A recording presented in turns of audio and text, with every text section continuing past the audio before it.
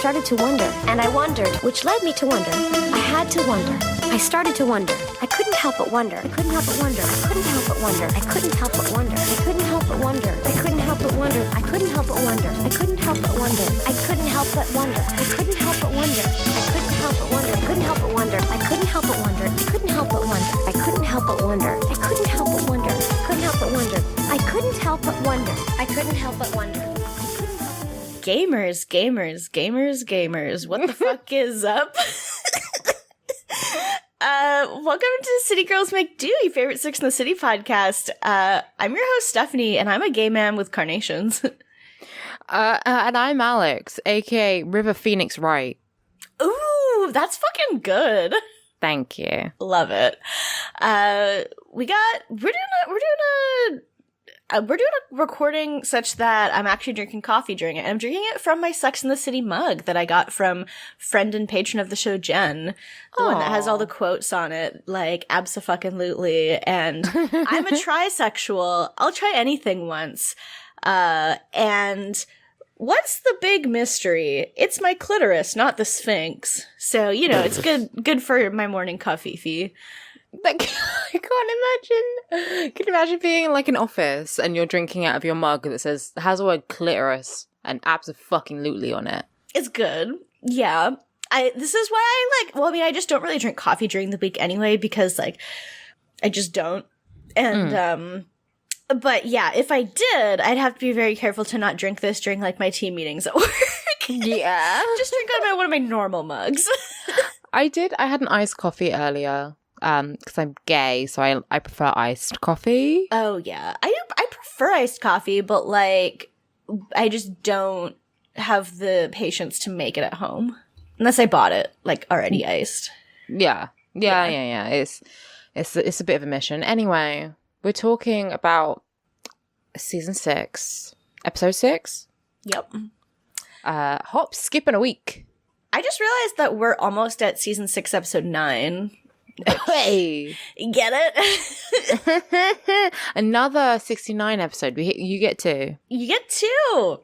This one made me feel so many things.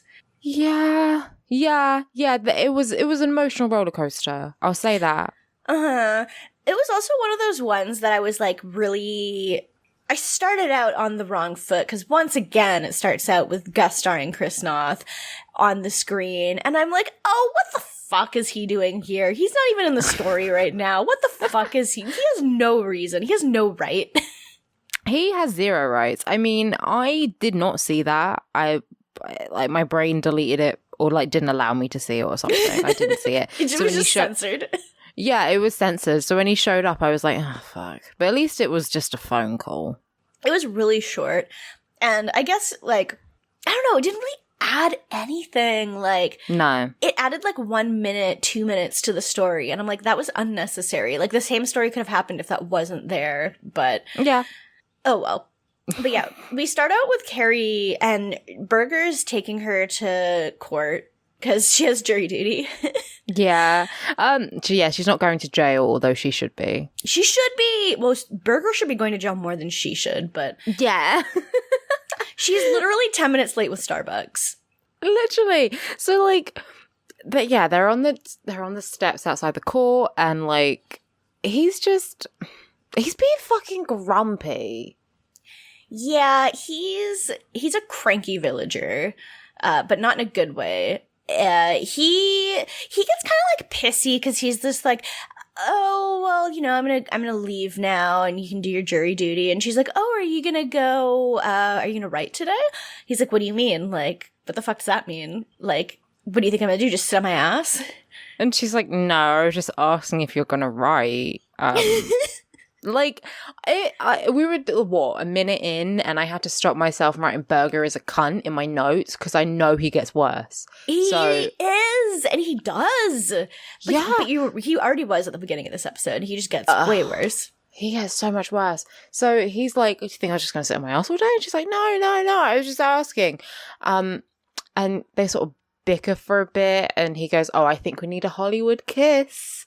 And she's like, we're both drinking coffee, which, this is the thing, like, if you're both you know, like the foods which leave a bit on your breath, if you both are eating the same thing, it kind of cancels each other out a bit. Like, I was just thinking they're drinking coffee, like, in the sense that, oh, well, I'm holding coffee, so if you do, like, a big Hollywood kiss, because what he means is he's gonna, like, dip her down dramatic-wise, and I guess, like, maybe her coffee would just fall on the ground or spill or something like that. So they both put their coffees down before they do the kiss.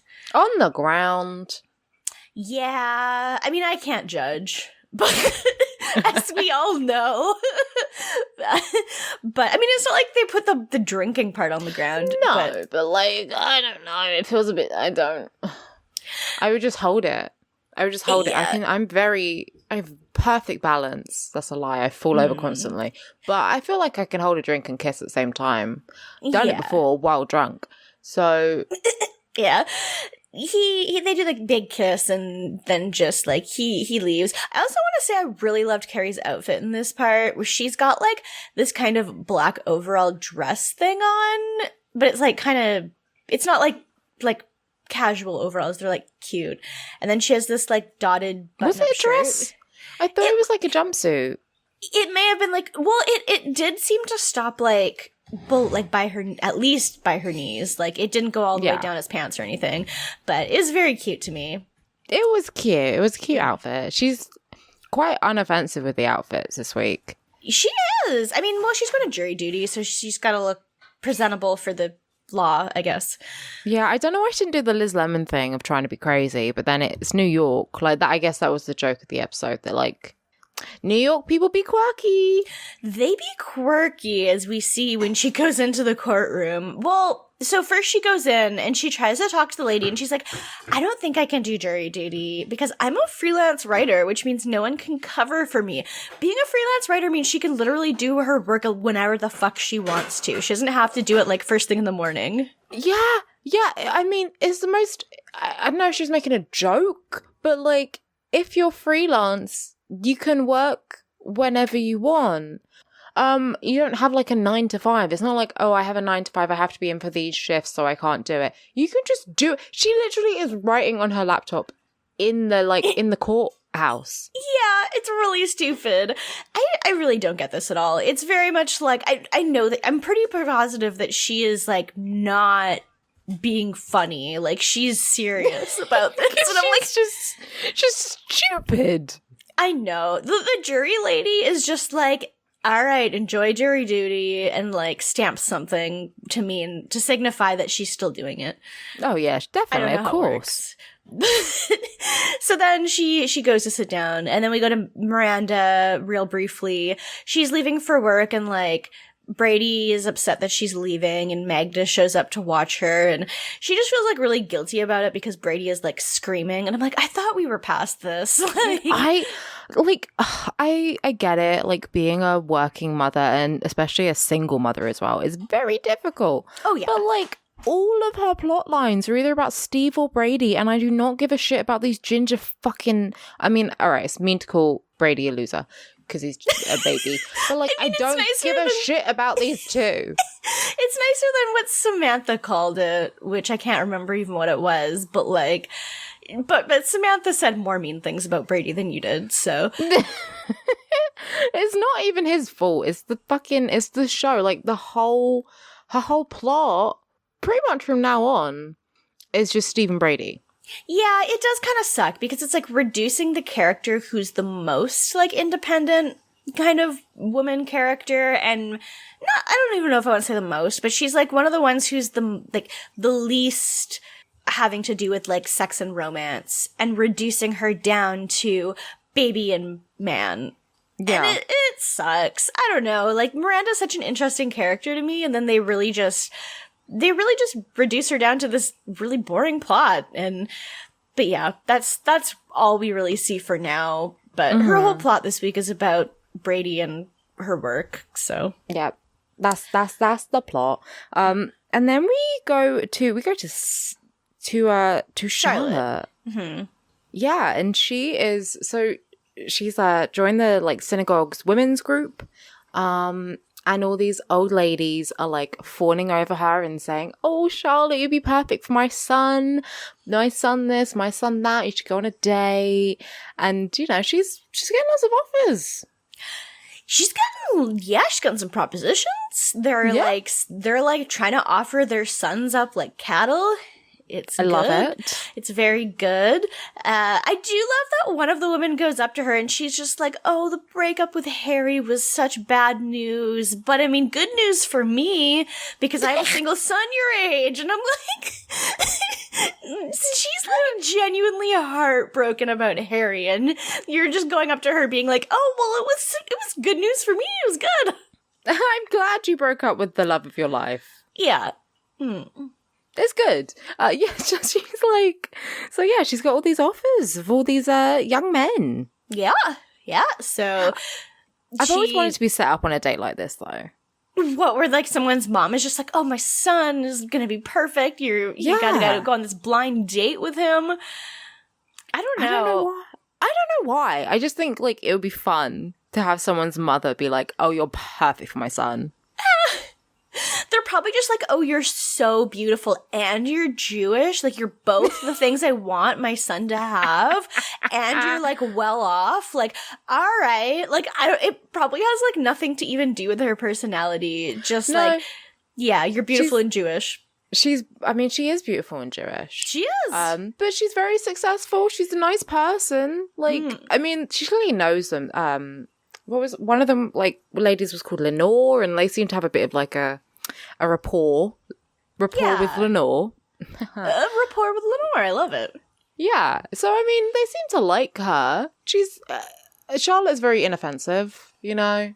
Yeah. And she's chill.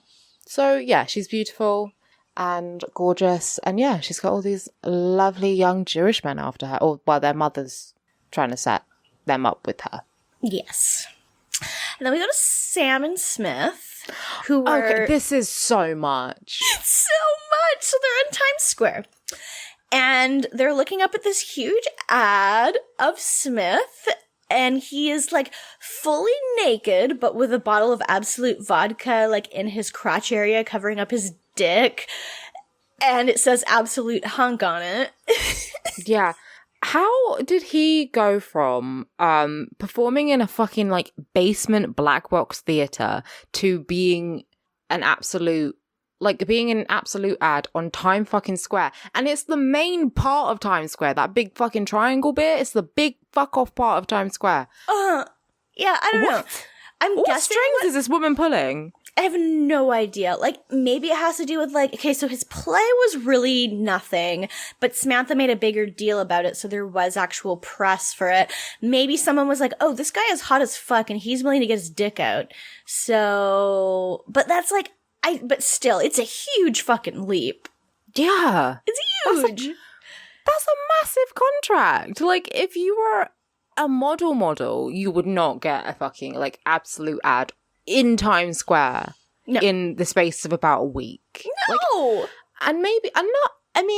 Like, it would make sense if Smith was a model. Yeah, but he's not. He's an actor. Like, if he was like, oh, I'm a model / actor, like, oh, I'm like, a lot of people, like, he was a waiter and he did like the occasional modeling gig, but he really wanted to be an actor. But we haven't heard anything about any modeling from him. So it's like, no. Really strange. And it seems like Samantha just pulled some fucking strings and got him on Times Square. Maybe Samantha is a bigger PR person than we know. I guess. I mean, she did sort of represent Lucy Liu for like a day. Yeah. Maybe she just like has fucked the person who's in charge of Times Square ads. Mr. Times Square. Yeah, I don't know. But yeah, for now we just like see the ad, and Samantha's like ready to fuck in Times Square because she's horny about it. Yeah, she's ready to fuck in front of those like knockoff Elmos or whatever. We support it. Let me go back to Carrie at jury duty. Yeah, she's and distracted. I don't blame her. So the man, he has like a briefcase. He opens it up. And he holds a mango and then puts it back in the briefcase. And they're playing like a video about like, here's what we expect from you in jury duty, whatever, blah, blah, blah. And no one's paying attention. Mm-hmm. But yeah, it's strange. So then we cut to her and Berger at dinner in a fancy restaurant. And like, she's telling him and she's like, it's really fucking weird. Like, why is he doing that? And yeah. And he's like, what about a pineapple? Like, I mean, a mango, at least you could, in theory, bite into it, I guess. Pineapple, not really, but... Yeah, you could, in theory, break into a mango. Like, if you just, like, pierce the top, you can peel off the layer and then just kind of bite into it. It'd be gross. Juice would be running down your face, which is, I guess, sexy. It's sexy if you're in, like, the Caribbean. And you just, like, pluck a mango off a tree and then, like, bite into it and start peeling it and eating it. That's sexy. Yeah. If you're an old man in a courthouse. Yeah, not sexy. No. But he doesn't do anything with it. Like, he pulls it out and just holds it and then, like, puts it back in the briefcase. It's really funny. He cups it like a bird, like a baby bird, and then puts it back in. Yeah. It's very good. But then we see, like, out of nowhere, like, they just sat down, and then, like, out of nowhere, Charlotte, like, dives into their booth with them and is just like, I'm on the worst first date of my life. For a second, I thought that they were just, like, meeting Charlotte for dinner because it was so fast that she showed up. Yeah. But Carrie's like, what are you doing here? Like, what? Yeah, she's seeing, like, one of the lady's sons from the synagogue. And he's just very boring. Like, and he brought carnations. Yeah. And, like, this is very offensive to Charlotte because, well, Berger's like, what? So the guy got you flowers and you think it's trash? And she's just like, not flowers, carnations. She is right. They are a filler flower. They're my mama's favorite flower. And so I always was like, oh, they're just, you know, like a flower. And I'm like, I don't know. I never think about carnations. They're not really, like, unless I'm like getting something for my mom, but that's pretty much it. Yeah. Yeah. My mom's favorite are gerberas, which I always think are ugly, but I can't tell her that because she's my mother. Yeah, that's fair. So like, this is the point where Carrie's like, okay, I'm going to call you and I'm going to say I have bad news. And he's going to leave, and then you can just come sit with us after he leaves. Yeah. Which, it's very funny. Yeah. It's like cute. They're so excited. And she's like, yeah, great.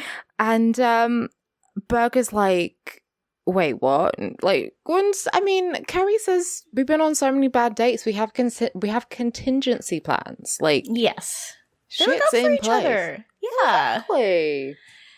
Yeah, so Charlotte goes to sit down back with her date, and, like, I don't know, it's not like he's being offensive, he's just boring, and, yeah, but she gets a call, and then she's like, oh, I don't normally take this, but maybe something bad has happened. And then Carrie's like, hi, Charlotte, it's Carrie, something bad happened. And then Charlotte goes, something bad happened? It's so funny. Yeah, and then we just basically got right to them, like, sitting at the table with Charlotte. Like, Charlotte's at the table with them just having a drink, and they're chatting. Mm-hmm. Yeah, and they're talking about, like, I guess, bad, like, dates guys can, like... And Charlotte sort of explains, like, carnations are filler flowers. Mm-hmm. They're a bit boring. Like, I've never been given flowers on a first date. But, I mean, I'd like to... But they are kind of, they're a bit boring, I think. Yeah, but then Berger's like, okay, so Carrie, would you be, like, upset if I got you carnations? And Carrie's like, no, I love carnations, especially especially pink ones. Mm-hmm. And then she mentions something else that's kind of like a deal breaker for her, and she says, like, topsiders or like boat shoes. If a guy was wearing boat shoes, she would be turned off. And and Charlotte's like, oh, I love that. That's cute to me. And Berger's just like, so what? Guys are basically fucked, huh? Like, he's just being a little bitch. Like, men's rights activist Jack Berger. He's right. That's what he's a fucking incel. Okay, so he's like, oh, so men are fucked. Men can never please women. Like, that's not what they said in the slightest. They're making a joke and being like, yeah, it's a joke. Yeah, they're making a joke. Yeah. And so he says, like, oh, men are fucked. And Carrie's like, no, and Charlotte says, well, Harry was not physically my type, but I loved him. Yeah, like, he was bald. He chewed with his mouth open. Those were normally things that I wouldn't, that I would not like in a man. But, like, I loved him, so I didn't care about that kind of thing. Like, these are just petty things that we don't really prefer, but it's not a deal breaker. And I don't know, Berger's just being a fucking baby. Yeah, what does he say? He says something about Harry as well to her, which I was like, I'm going to throw hands. Like, I don't understand why he's talking like this to one of Carrie's friends, like, in front of one of Carrie's friends. Like, he's being really, he's just, like, confrontational. I don't know. I don't like it at all. And then him and Carrie start, like, really bickering about stuff. And Charlotte's like, I'm gonna actually leave. I forgot that I have, I gotta go. I got a thing. Bye. And she's like, and Carrie's like, oh God. So Charlotte had witnessed 2 awful first dates in one night. Yes. And yeah, it's really awkward. They get in the cab and Berger's like, oh, you can just drop us on the side and, on the corner of 73rd and whatever. And Carrie's like, no, drop us outside and she like turns to him like, I'm wearing heels. Also, the cab is wet, but the street isn't. But I was like, okay, if it's raining and she's wearing heels, you want to just drop her on the fucking side? He doesn't think about anything other than himself, so. No. Yeah, and then he's just, I don't know, Carrie's kind of just like, when did we become like this? And Berger's just like, I can't believe you put me down in front of your friend. Like, what? Why were you fucking putting her down in front of her friend? This is so uncomfortable knowing, like, being in the position of, like, Charlotte in this, where you're with, like, a couple people who are, like, together, but they're, like, clearly going through one. And just, it's so uncomfortable. I guess I'm actually more used to being the Carrie in this situation. Not for a long time, but like, it's really uncomfortable when you're just like, oh, clearly my friend is like, this is really fucked up. All right. Yeah, it's not good. It's not. Luckily, I haven't been witness to this. I mean, apart from my parents bickering, which is all the time. But it's really, really awkward, and they sort of talk about it a bit more. And well, Berger suggests they take a break. Yeah, he's like, well, because he's like, when did you stop being on my side? And Carrie's like, well, when did you stop being on my side? Like, why are we on different sides? I don't get this. Yeah, and they have not been dating for very long. It's like, and they're fighting quite a bit. Yes. Yeah. So, he's like, I just want to take a week, go up to my place in the Hamptons, which fucking rich dickhead. I know, fucking dick. And, he's like, I want to take a week and then just, like, think about this. Yeah, like, I feel like that's a huge fraction of how long they've even been together to begin with, but okay. Yeah. Carrie's just like, are you serious? Okay, what? Okay, like, you actually want to take a proper break? And then he's like, okay, by the way, it'll also be 2 stops. And she's like, a break starting right now. You were not even gonna, like, they're not gonna go upstairs and talk about it. They were just gonna do it in the cab. Yeah, in front of this cab driver. And clearly Carrie is very just like, all right. She's just really confused and distraught about it, which is valid because Berger's a piece of shit. This is the point where I'd be like, this is clearly not working. We haven't been together long enough to kind of work through this, I think. I feel like if they're already having this many problems with him being like a whiny little fucking baby, it's, I don't know. How much does she actually like this guy? Like, I don't know. I feel like she just likes him because he's there. I feel like it too, like, because the plot needs her to have this other love interest, and like, I get the reasons why she was originally attracted to him, but this is a point where, like, I just don't see any of those things anymore. I just see him being a big fucking baby. Yeah, he's a fucking child. He's a child. And yeah, he's like, no, I'm gonna go now, bye. I can't believe that I don't even talk about it. He's such a dick. I know, I hate him so much. And he only gets worse. I fucking hate him. Brunch. Carrie's disappointed about the break, and Charlotte's like, maybe this is a good thing. You know, like, if Harry and I had taken a break, maybe we wouldn't have said those things that we didn't mean to say to each other. Like, maybe things wouldn't have happened like that if we'd just taken a break and thought about things and come back together peacefully. I mean, they took a break because they weren't moving, because, like, Charlotte was worried they weren't moving fast enough. I don't think that would have helped. Yeah, I don't know if she would have, like, reevaluated that if that had happened. But she's, like, trying to be optimistic. Like, on the one hand, it's like, okay, I get that that's Charlotte's personality, that she tries to be, like, the kind of optimistic one, especially about romance and stuff. But, like, it's really patronizing when you're describing something kind of shitty that happened to you or that you're feeling, and one of your friends is, like, trying to see the silver lining of it, and you're like, can you just, like, oh god, I almost said be on my side, but then I'm like, ugh, that just sounds like Berger.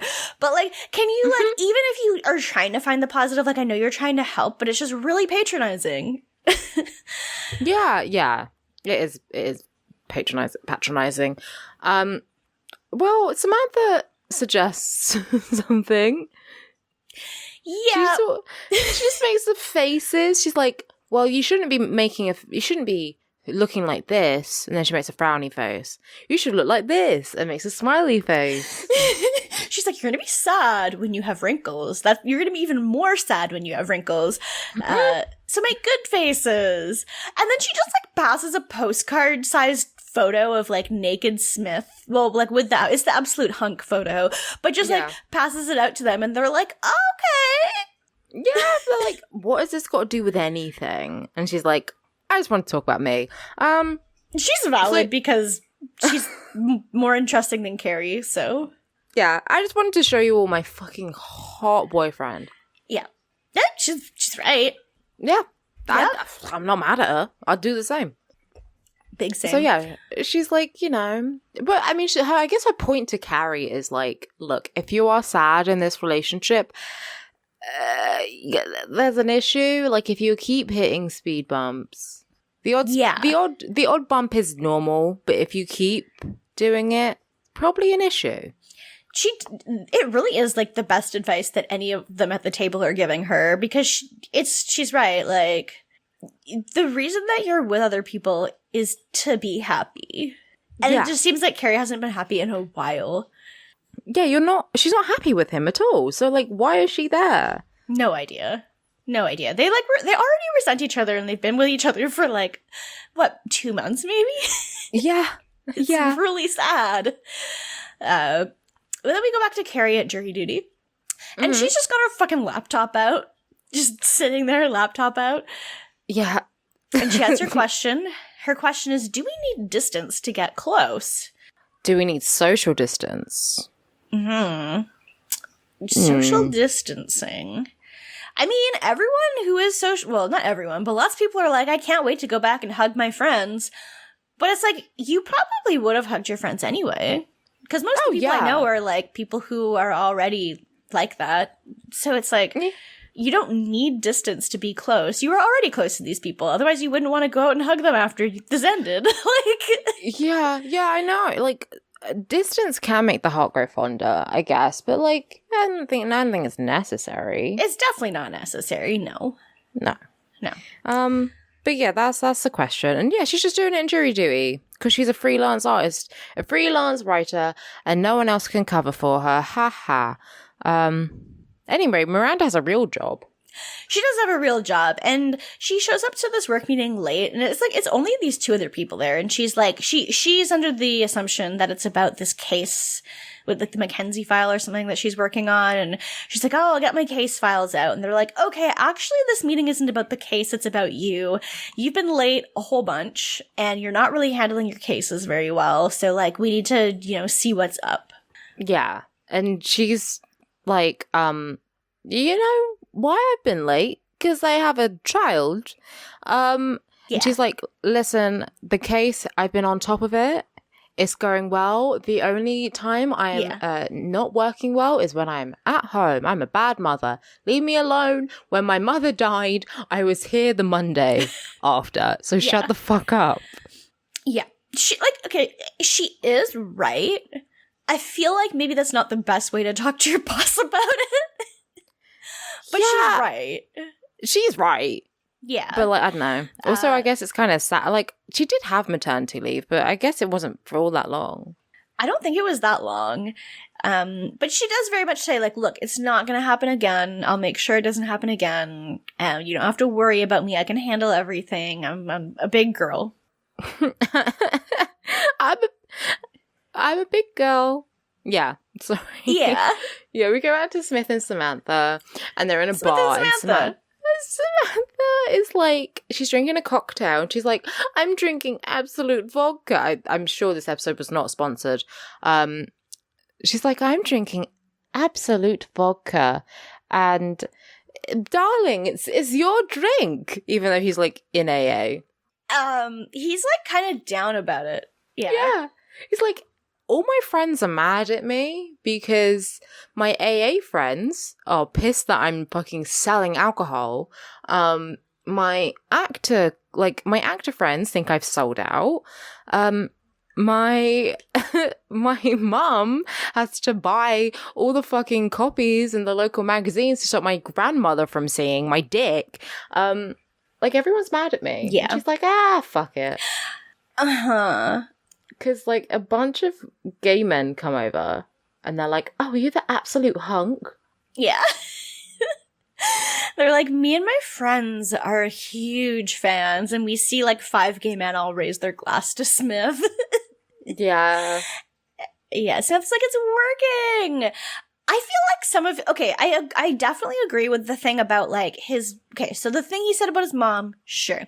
The thing he said about his AA friends seems kind of weird to me because, like, I feel like I don't know anyone who's, like, sober, who is, like, I'm offended that other people would try to sell alcohol to people who, like, want to consume it. Like, they would be upset with him if he was the one drinking the alcohol because he's, he was in AA, I guess, and maybe they'd be like, hey, you were sober, like, are you okay? But, like, selling alcohol to other people, I feel like realistically they wouldn't be mad at him for that. Like, that seems weird to me.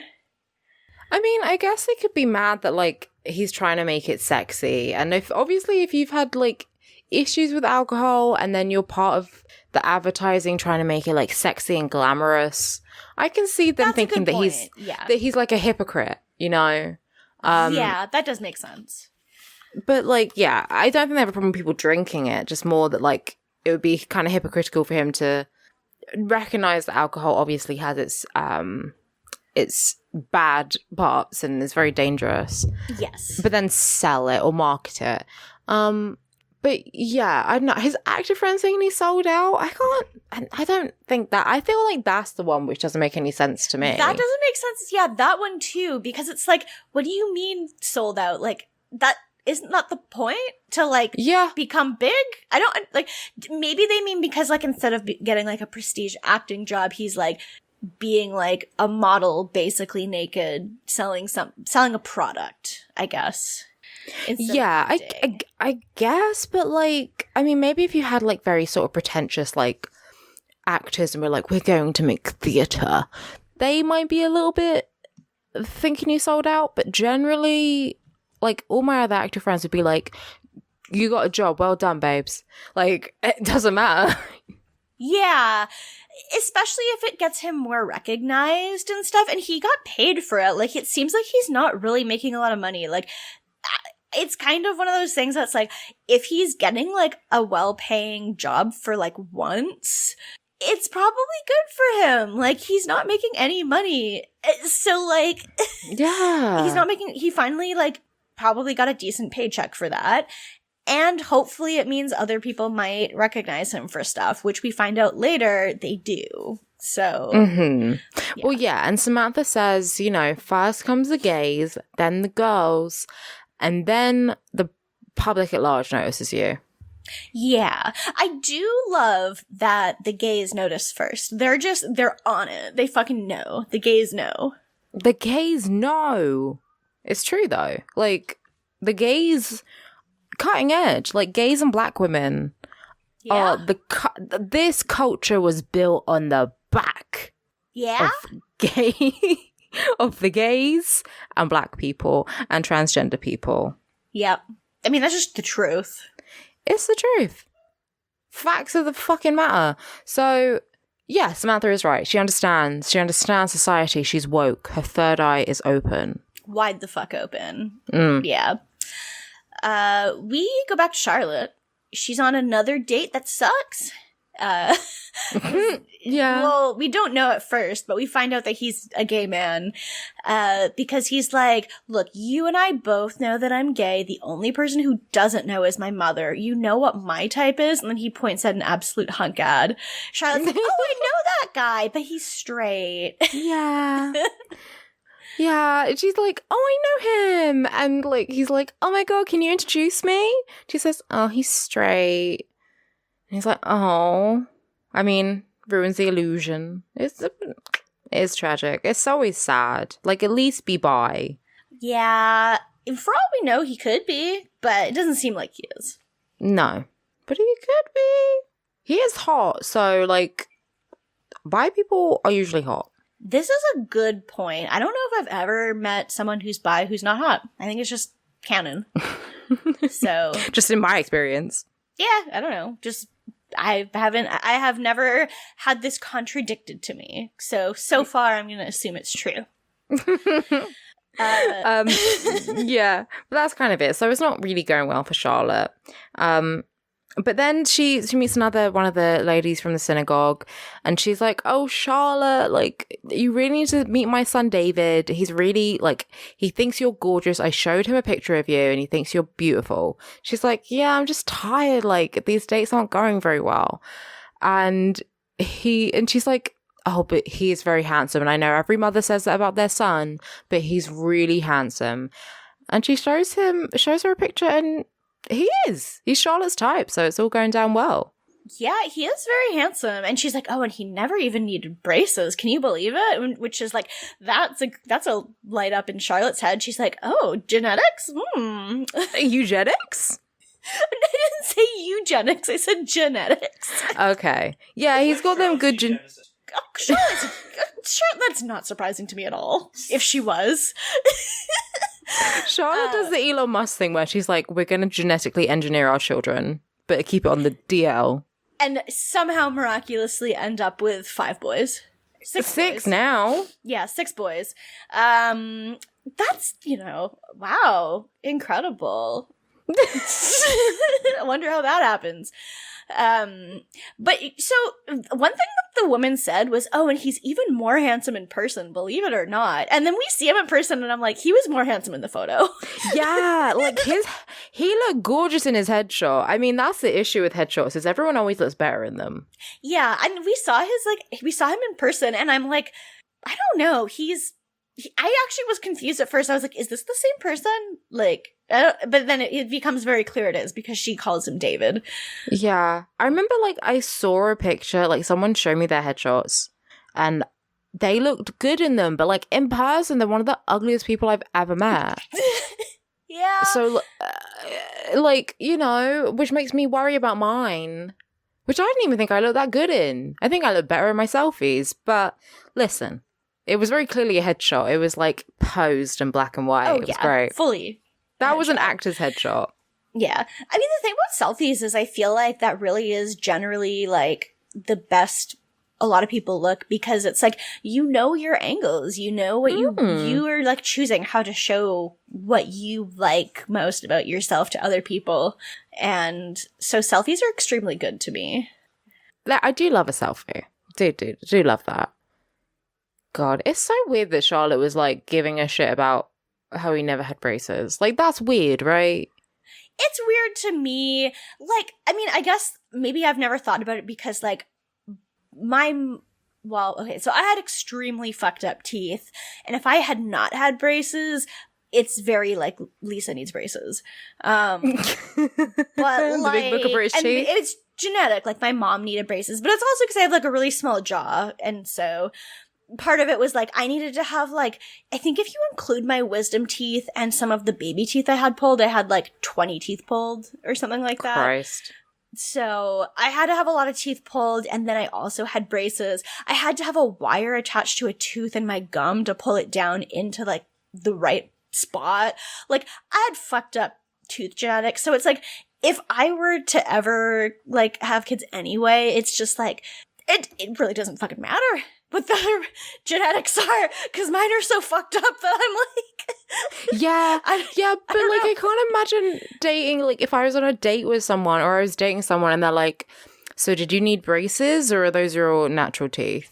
Like, and, you know, or like, oh, do you wear glasses for aesthetic, or do you actually need them? I'm like, I need them. I have very poor eyesight, and it's genetic. And they're like, well, I gotta go, because our child is not having weak genes. I'd be like, what are you talking about? Oh my god. I feel like it's not a deal breaker for Charlotte, but it's just like a perk, I guess. It's a weird perk, though. It's a weird... I cannot imagine caring. Like, if anything, I'm like, oh, do you have, like, any genetic, like, illnesses that run in your family that, like, could impact our child's quality of life? Not, like, needing braces. Yeah. It's also kind of just, like, really weird for a rich person to have that worry, because it's, like, generally the worst thing about your kid needing to have braces is the fact that it's fucking expensive. Charlotte has so much money. It really doesn't fucking matter if her kids need braces or not. Like... Yeah, exactly. I'd be like, oh, does heart disease run in your family? Because it runs in mine, so maybe we should keep an eye out for that if we have a child. Like, no. Good teeth. Yeah. Good chompers. That's what matters. Munch crunchers. Just... Crunch. Just good munch. nars. Gnarly gnar. Anyway. Maybe she just doesn't want her kid to be a fucking nerd. That's probably it. She wants her kid to be a prep, because she's a prep. It's like, newsflash, Charlotte, the doctors you think are hot were nerds. They're still nerds. They're You're fucking dating pretentious-ass, bitch-ass nerds, but they're still nerds. You're in love with Harry. You think he wasn't a nerd? He's a fucking lawyer. Like, he had to fucking go to law school. Surely he was a nerd. There's lots of, like, nerds who aren't, like, the stereotypical, like, you know, like, push you into a locker nerd. But he's still, like, yeah, no. Yeah, Harry is funny, which means he was definitely ugly growing up, so he was a nerd.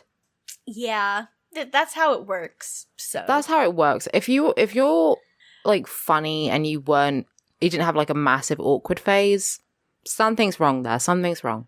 Yeah. Because the two need to correlate. They need to. Yeah, then we get a little glimpse of Miranda. She comes home from work and Brady's already gone to sleep, so she's a bit hurt and she just does her work. It's very short. Yes. Yeah. And then we go back to Carrie, who is shopping, and she gets a call from Big. Yeah, she's discount shopping. Yeah, she is discount shopping. And Big is golfing in Cancun while smoking a cigar because he's a caricature of himself. He's like how I imagine rich white men to be. Yeah, exactly. And it's meant to be attractive and not repulsive. It's disgusting. And then I think he throws his cigar on the ground after he's done with it. And I'm like, okay, first of all, that's littering no matter where you are. You're at a golf course? Are you just throwing it onto the grass? Like, I don't understand. Yeah. Like, the poor fucking caddy who's got to deal with these fucking assholes. Yeah. Ugh, I fucking hate this. But yeah, he calls her and he's like, how are you? And she basically is like, oh, well, I'm discount clothes shopping. And he's like, no, idiot. I mean, in your life. Like, how is your life? Like, how are you in Berger? How are you in a hot dog? And she's like, Berger. Yeah, he's not mad about it at all. He's not salty about the fact that she's dating other men. Yeah. Not at all. No. And she's like, well, we're taking it slow. We're actually taking break. And then her voiceover is just like, I don't know why I told him that. Why did I tell him we're taking a break? Mm-hmm. Yeah, I don't know. But she's like, he says, oh, you've only been dating for a short time. Why are you taking a break? And she sort of starts explaining. And then he says, you're breaking up. Yeah, he also makes this comment that's like, what kind of idiot would take a break from you? And she's like, that's rich coming from you who moved across the entire country. I thought she was going to bring up, like, oh, that's rich coming from you who is like, the most emotionally distant person I've ever met in my entire life. But that's rich coming from you who immediately got married after saying you didn't want to commit to me and then cheated on your wife with me. Yeah, it's rich for a lot of reasons. And, yeah. But yeah, then he says the thing like, you're breaking up. And she's like, we're not breaking up. Like, we're just taking a break. But he's like, he's actually breaking up. Like, the phone call is not coming through clearly anymore out of nowhere, just because the script needed that to happen. Mm-hmm. And, then the phone call ends because, like, it just drops. Yes, it just stops. And pretty much it sends Carrie home. She goes to rent a car to drive up to the Hamptons to talk to Berger and then immediately changes her mind and goes to see Miranda instead. Yeah, she spends like, what did she say? She spends like $170 or something like that to like go 30 feet and then turn 360 degrees and park again. But yeah, she's chatting with Miranda about the whole situation and Miranda's comforting her and then Magda brings out Brady who's fucking screaming. Yeah. Carrie's just like, what's wrong with him? Well, because Magda, what's wrong? Why is your baby crying? Babies don't do that. Yeah. Yeah, he's like, what the fuck is wrong with him? Like, is he okay? Like, this is what babies do, right? Miranda's like, he just misses mommy, which mommy means Magda, because Magda just, like, walked away after giving him. Yeah, Magda's, like, going home for the weekend or something, and, Yeah. Obviously, it doesn't feel great for Miranda that her baby's crying when he gets handed to her. Yeah. Then we go to Miranda at work, and she's just like, because I guess, like, the whole thing is like, oh, Brady only sees Magda, so that's his mommy now. Miranda doesn't exist to him. But yeah, at work, she's like, okay, I can't keep doing this. I need to cut way back, like 50 hours a week, 55 tops. 50 hours. Wild. And like, her boss is sort of shocked about it. So yeah, that's why she's like 55. And I'm like, I did the math. So she was doing what, like 12 hours? She's probably doing like 12-hour days. Yeah, probably. It's fucking wild. Like, because, I mean, I know that lawyers work a lot. I don't know shit about lawyers, but like, fuck, I could never do a career like this. One of the ones where you like literally like are working maybe 70 hours a week or something. Like, fuck that. No, I need to be doing other stuff. Yeah, fuck like that. looking after your child. Yeah, no kidding. So then we cut to her putting Brady down to bed, and it's funny because she put photos of herself on like the mobile, so he could see her more. Yeah, it's the Miranda mobile. Mobile? I don't know. How do I pronounce that? Mobile. I don't know. I say mobile. I say mobile, but I feel like that's not how you're supposed to say it. But who knows? It doesn't really matter. Words are fake. No. So yeah. Words are fake. That's like Miranda's whole story this week. It's done. She's decided to cut back on work to spend more time with family, which I guess is character development for her, I guess, because she was a workaholic. I don't know. Yeah, I guess. So we go to Smith and Samantha again. They're walking down the street. She's dressed like a pimp. Oh, she's so good. Yeah. But so like they see that one of his posters like on a bus stop has been defaced and it says absolute asshole. Rude. Mm-hmm. What has he done to you? Nothing. I feel like if I was going to deface that poster, that's not how I would have done it. But I mean, it's literally his dick is right there. Like, just you got to draw a dick over the vodka. Yeah, of course. That's what a normal person would do. Right? It's extremely like one of the very first episodes of Nathan For You where he like puts the, like, I guess the concept is he wants to find teens who are like gonna deface signs, so he makes them deliberately like extremely easy to deface by having like there's one where he has like his two fists like right by his hand, but right by his mouth with his mouth wide open, so that people would go on it and draw dicks like towards his face and stuff like that. And then he finds this like teen and he's like, I think you are an at-risk teen for doing bad things. And then like it's very funny but it's very much like those ads where it's like this is an ad that seems deliberately made in order for someone to deface it and make it funny. Yeah, it's a lot. I wish it was defaced better, but no, it just says absolute arsehole. Yeah, maybe they had to say absolute a certain number of times in the episode. Maybe. Definitely not sponsored. Oh god. But yeah, Samantha is like about to start frowning, but she tries not to because she's like, no, cannot frown. I'll get wrinkles. And Carrie's voiceover is like, Samantha frowned as much as her and her dermatologist would allow. Yeah. But then a group of schoolgirls see him and they're like, that's the absolute hog! And they like yell and point and run up to him and they just freak the fuck out. And Samantha's like, oh, it's good because, just like I said, the gays, then the girls, and then everyone else. I do it for the gays. I do it for the girls and the gays, that's it. That's it.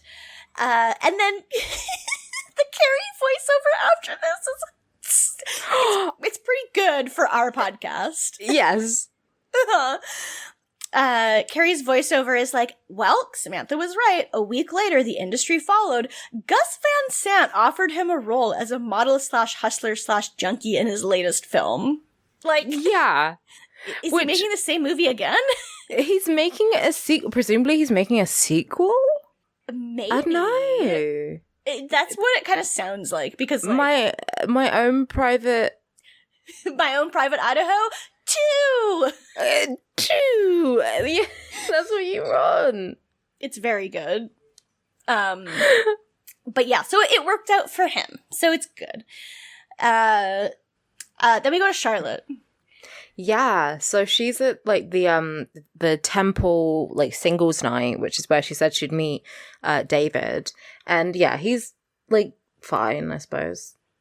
Yeah, he's still handsome, but he's definitely not as handsome as he was in the photo. He's like talking about how he went to Yale, and Charlotte's just like, yeah. He's like, oh, is that a bad thing? And she's just like, oh no, of course that's not a bad thing. It's just like, so he's not Harry. So she says like, yeah. He might as well be a gay man with carnations. Yeah. And then he just leaves.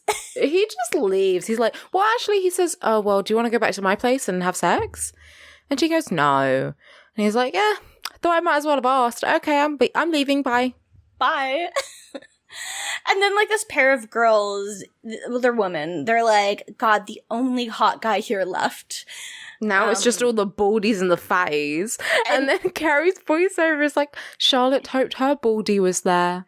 Yeah, she hears the word baldy and she perks up like a dog who's just heard a noise and is just like, baldies? Baldies? My baldy? Yeah. And then, believe it or not, she spots Harry from across the room. He's there. Yeah. It's her baldy. It's her baldy. I nearly cried. This scene is so good. I loved this so much. She's like... So she goes over to him and she says, my voice is getting all high-pitched now.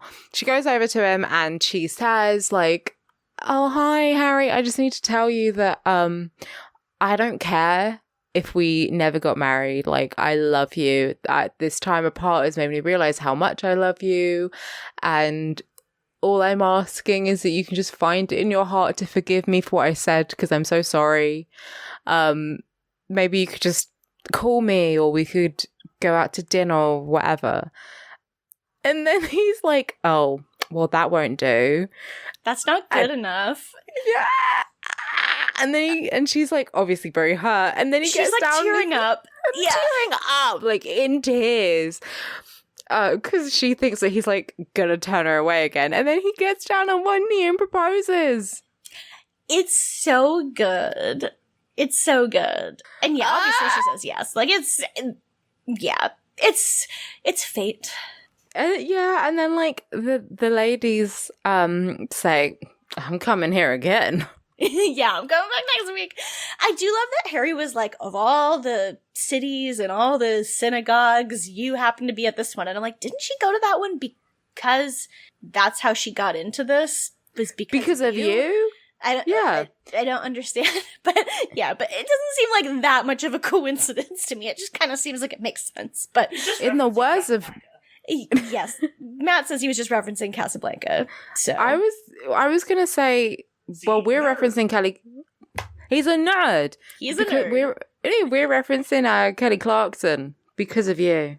Oh, I thought you were saying since you've been gone. No. Oh yeah, but that's also that too. Yeah. Does Charlotte have hazel eyes? I don't think so. She I seems like don't know. a blue-eyed bitch. But they're probably actually brown. But I, in my head, they're blue because she seems like that kind of person. I say that kind of like I have blue eyes. You know what I mean?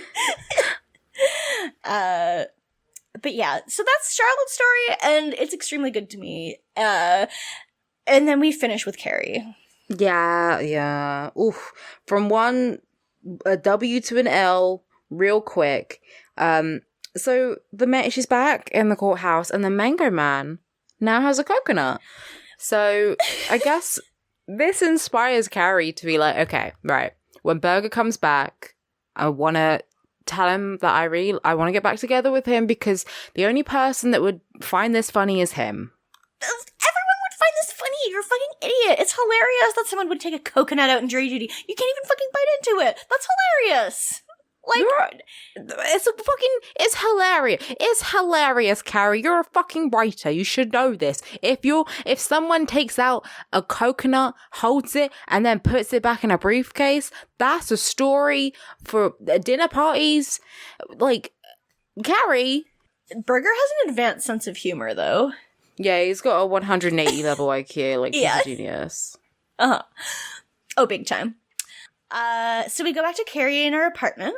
And the door knocks. It's Berger with pink carnations. Yeah. Yeah.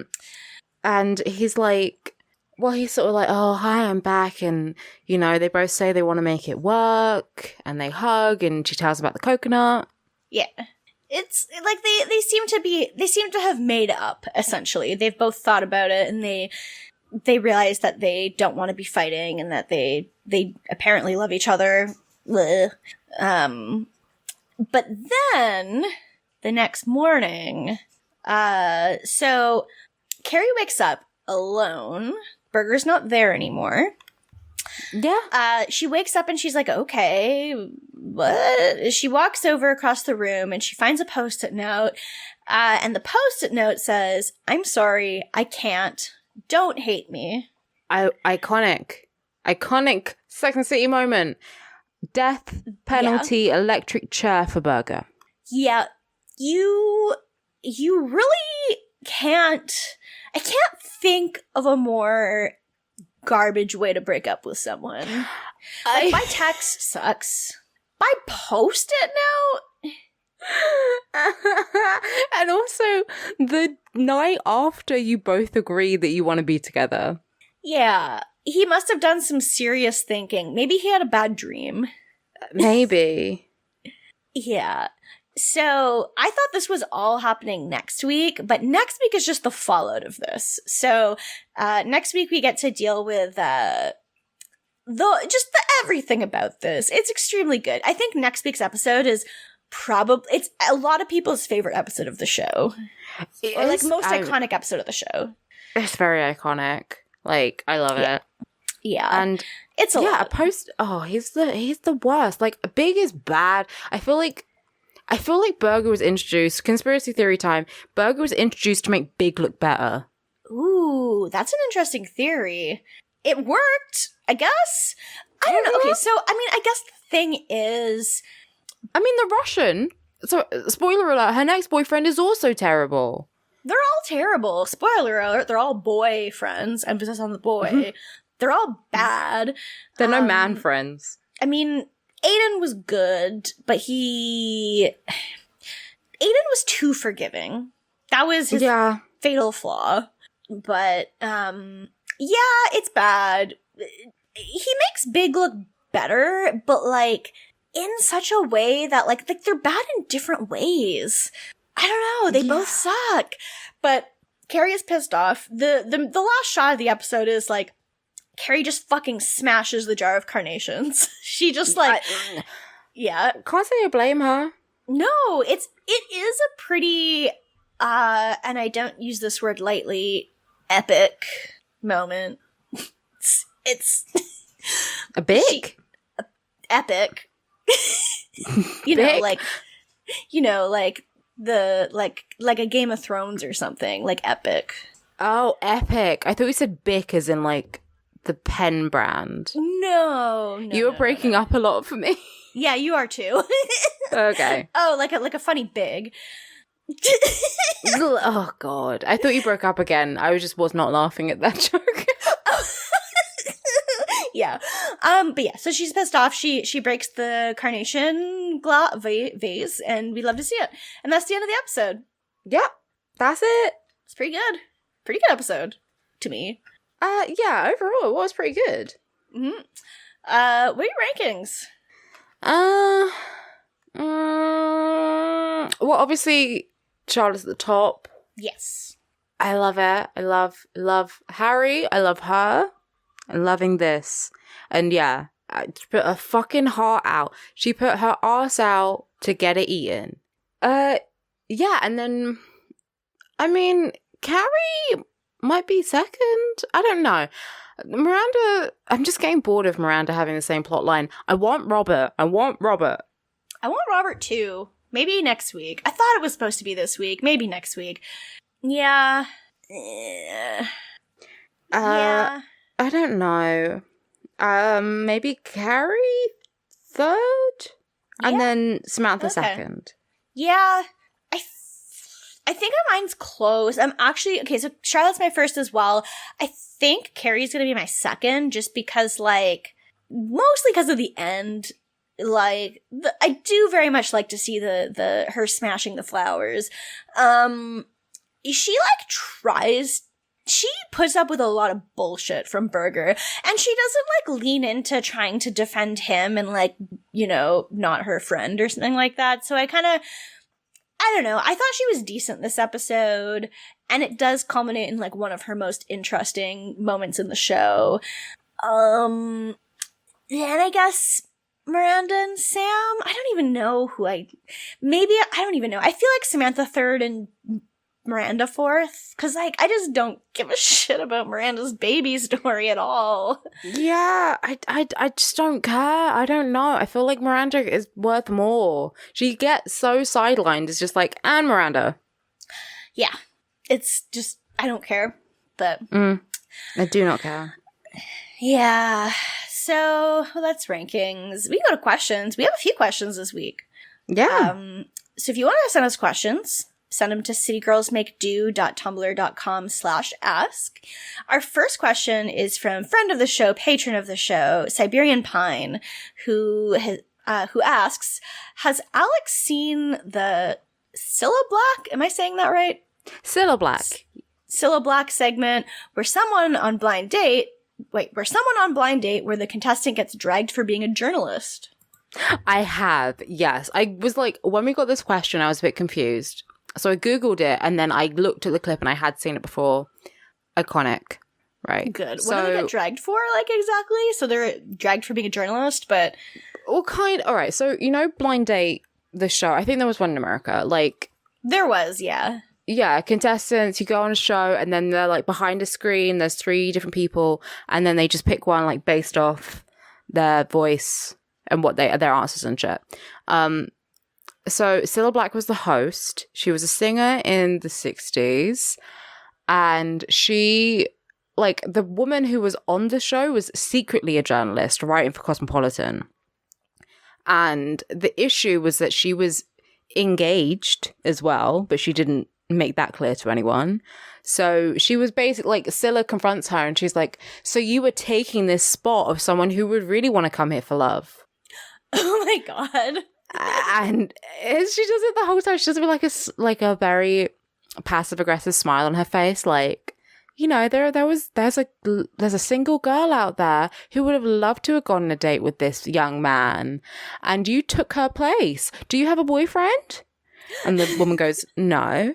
And then it's like, in the bottom of the screen, it says, it was later revealed that she was engaged. And it was like, oh, fuck. Oh, God. So, yeah, she just gets dragged of like, we were going to give you tickets to go to Nepal. Are you going to go to Nepal? And the journalist woman is like, no, I was going to give that to, I can't remember the name now, Richard or whatever the fuck. I was going to give it to him and he could take some other girl. And she's like, oh, really? Is that true? Like, oh, God. They usually will send them on like, a very fancy date, like either abroad or to like a nice restaurant. So it's like, we gave you these tickets. Like, we gave you stuff to do. We gave you nice things.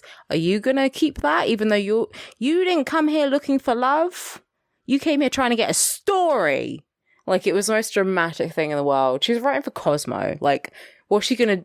Like, is she gonna do a fucking expose on fucking Blind Date? It's great. I love it. That's really good. Yeah, my mum watched Blind... My mum always says she watched it, like, when she was in labour. Blind Date was on. God, I love that. Okay, our next question is from friend of the show, also patron of the show, Tumblr user Kitty Princess, aka Summer, aka guest of the show. Their question: what are the most questionable items you keep in your day-to-day bags? That I keep in it. Yeah. I don't know. I feel like I always have. Do keep condoms in there. Not been used. I'm trying to think. I don't really keep a lot in my bag. Like, usually what I have is, like, my wallet. Yeah. Maybe, like, a lipstick. Sometimes I'll have, like, a Swiss Army knife. That's good. That's useful. I don't ever have that. Yeah, but that means I am carrying around a knife with me. I mean... Yeah. Maybe so. Maybe so. Maybe I do. Maybe.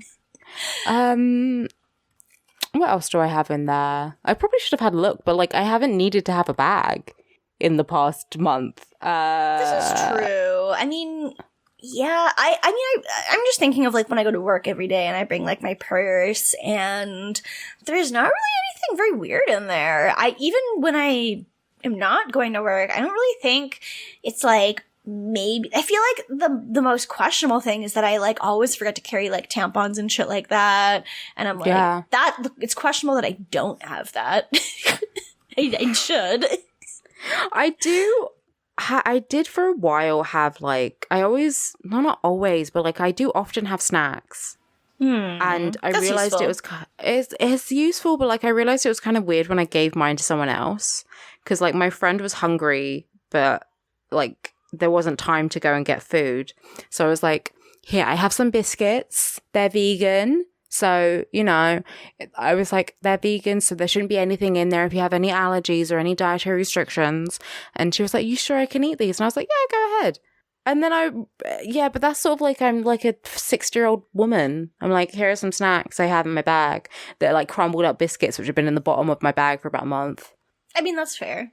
Yeah. It's better than not. I never have snacks on me, and I'm dumb. I'm like, why do I not have snacks? But yeah, I really don't think I have anything else interesting. It's just my bag is generally pretty empty. Yeah, I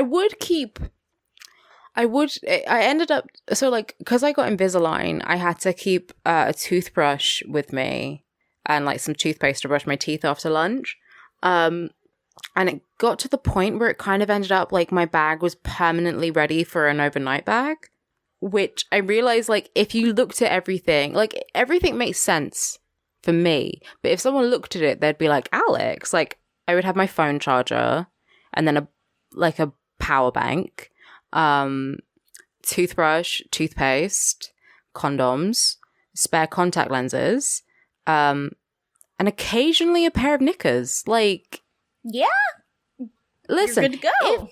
If it arises, then it shall be done. It shall be done, and you're good. You don't have to worry about it.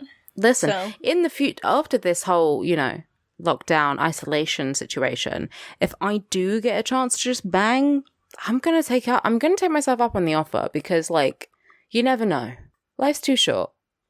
I've got an overnight bag, baby. I think the most questionable things I have in my purse are actually things that I have in my wallet. And one of them is actually from Summer, asker of the question, which is when I met her and Noah in Seattle a couple years ago. And she was like, I have this for you. And it was a $1 American bill, but it was defaced so that the president was Homer Simpson. And then it says on it, money can be exchanged for goods and services. And so I have that in my wallet still. So, I love that. Just this defaced $1 bill. It's really good. Yeah. I mean, the dollar bill is right. And you should have that. I don't think I can exchange that for goods and services, but I never would. I would never give that up. It's perfect. No! It's perfect. It's priceless. Mm-hmm. I really think is. I think that's it. But yeah. That's good. Yeah. I'm just ready to bang. Yeah. And yeah. We have one more question. It's from Anonymous. Oh, interesting. Anonymous. It says, would the girls be down to serve their jury duty or would they try to get out of it? What would their excuses be? Well, we know Carrie's. Yeah, we know Carrie for sure. So we can just ignore Carrie because we know what she would do canonically. Is Miranda allowed to serve jury duty? I feel like if you're a lawyer, you're probably not allowed. Yeah, I was gonna say, I don't know. I mean, I think she's a corporate lawyer, but still, like, You know too much about the law. I feel like there's so many things that can exclude you from doing jury duty. Like, if you... I don't know, it's like, it's really weird to me that they even have restrictions like that, but, like, okay. Like, when I was in my second year inorganic chemistry class, my prof told me that, like, if you know how a breathalyzer works, you are not allowed to be on jury duty for, like, a DUI case. Like, you're not allowed to if you know, like, how it works chemically. And then we talked about how it works chemically, and which is wild to me. It's like, how does that make any difference? Like, is it because you understand that there could be, like, a false reading? Like, I don't really get it, but yeah, I don't know. Like, but then, I mean, presumably it's just, you can just skew it. Like, lawyers can just skew juries, I guess, to get whatever results they want, theoretically. Yeah, because if they know how to break the right arguments and stuff. Yeah. And, like, if you're like, I understand, I mean, I have a basic I have a decent understanding of knowledge and of science. And you're like, well, obviously you can't fairly judge this case because you understand shit. Like, that doesn't make sense.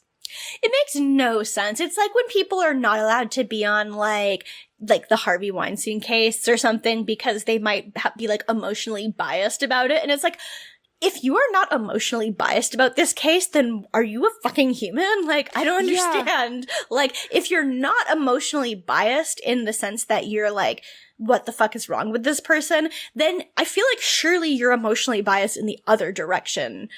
Because if you don't have an opinion about it, then you're a fucking monster.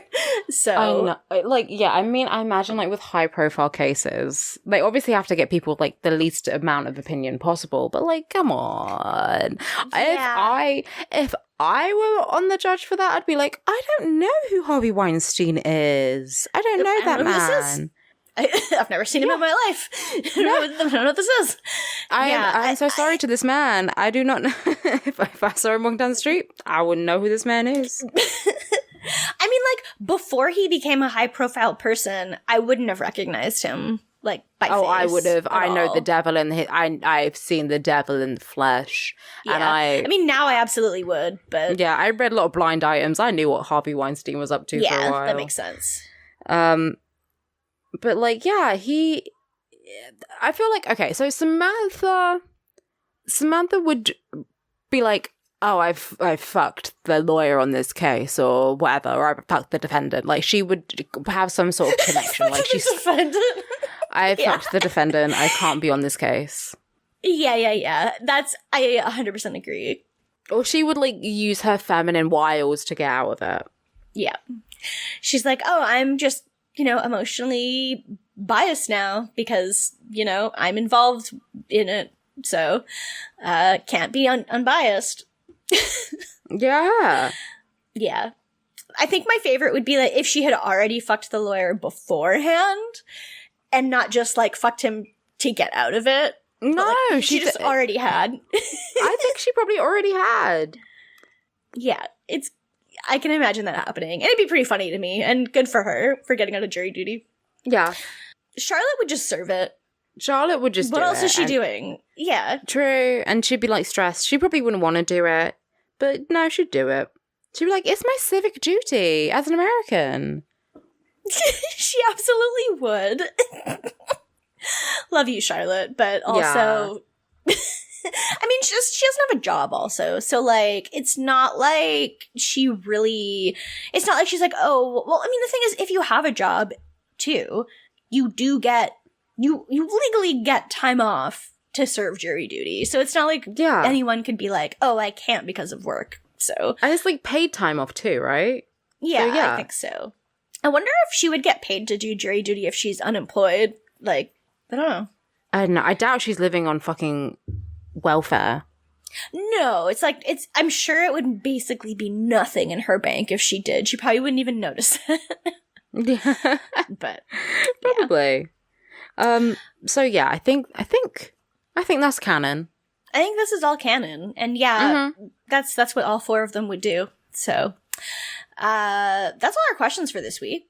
So we can move on to Patreon now.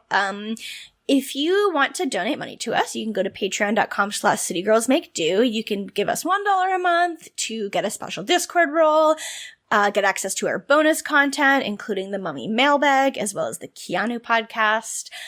You also get access to the secret Discord channel of Liquor and Nanu Pictures, which is extremely good. If you give us $5 a month, you get all the $1 stuff, an even specialer Discord role, a shout out on the podcast every week. Plus, you can submit stuff for Steve Voice. And at the $10 level, you get all the other stuff, an even specialer Discord role. You could be like the only person, well, no, you could be one of two people who is blue in our server, like bright, like a nice bright blue, not like an ugly blue that blends into the Discord gray. No, it's a sexy blue, and you can be like blue dabba deeb daboo die. Exactly. Well, I mean, I'm biased because I picked all the Discord colors, but like they're all like nice pastel colors that look nice on the Discord gray because I'm extremely picky about Discord role colors because so many of them just look like shit against the Discord gray. So I made sure that they're good. But yeah, if you give us $10 a month, you're also able to listen to us record live every week if you so wish to. So, all our patrons that are $5 and up a month, I will read the names now. So we have Alex Schaup, Summergeist, Jennifer Snyder, Matt Ribeiro, Jess Ayalachi, Pierre the Disaster, and Siberian Pine Hardwood. So thank you all so much. We love you. Thank you. Make our dreams Hall & Oates. Yeah, we are so Hall & Oates. We are. That'd be a good Halloween costume. Yeah. No, I write it down. Would be good. Now listen to this. Whoa! Ah! Wait, that one's better. Ah! It works. I love it. Yeah. But yeah, that's everything. You can also check us both out on the newest Tuning Fork. I know we plugged it last week, but it's actually out now. So It's on noisepace.xyz. Tuning Fork is normally a podcast hosted by Matt, producer Matt, boyfriend of the show, Noise Space Overlord, and our friend David, because they talk about like Pitchfork reviews from back when Pitchfork was more relevant than it is now. The albums that were like best new music or albums that were like absolutely trashed by Pitchfork. This one was about Fetch the Bolt Cutters by Fiona Apple, and we took over the podcast and Matt and David aren't on it. It's just us. Yeah. So if you want to listen to it, it's good. If you want extra us, that's where we are. We spent like 2 hours talking about Fiona Apple. It was great. Yeah, and like David edited it, and he edits in clips from all the songs. So like if you haven't listened to the album yet, I mean, listen to the album first. It's a really great album, but like he edits clips in too if you want like a bit of a taste of what it sounds like without listening to the album. But we're very good and funny, and it's It's good. Yes. It was great. It was really fun to record. I loved it. But that's one place you can find us. You can find me on Tumblr at Age of... Oh, wait, no, that's my Twitter. You can find me on Twitter at Age of Oddish. You can find me on Tumblr at Windfall Island. And you can find me on Tumblr at Dork Phoenix and Twitter at Alex the Virgo. Fuck yeah. Good night, gamers. So long, good night. Fuck cops, especially fuck cops recently. Blue lives don't fucking matter. Blue lives don't matter. The only blue life that matters is Vriska and fuck every What about cop. Sonic? Sonic barely counts, but sure. Okay. I have seen Sonic 3 times now, so, you know. The Cookie Monster, his blue life matters. Yeah, I feel like we can't really say the only blue life that matters is Sonic when the entire plot of the movie is that Sonic becomes best friends with a cop. Okay, Sonic's life does not matter. He compromised his life. Yeah, I'm Team Shadow and Knuckles because, like, spiritually they are black, you know? Yeah. I mean, Shadow is literally black, but, like, African-American. So, yeah, Shadow and Knuckles. Amy's cool. Rouge? She's a thought, but Sonic, fuck Sonic. Okay, we'll say Cookie Monster. Cookie Monster's life matters. Yeah, I agree with that because he knows what the number one priority is, so. Cookies. Cookie Monster and Vriska, that's fucking it. Everyone else who's blue can fucking die. Especially if they're a cop. That mouse from Bear in the Bear in the Big Blue House. Okay, that's it. Top 3. That's it. And then everyone else die. Okay, yep. Mohe every day and kiss Keanu Square on the lips. Bye. Bye, gamers.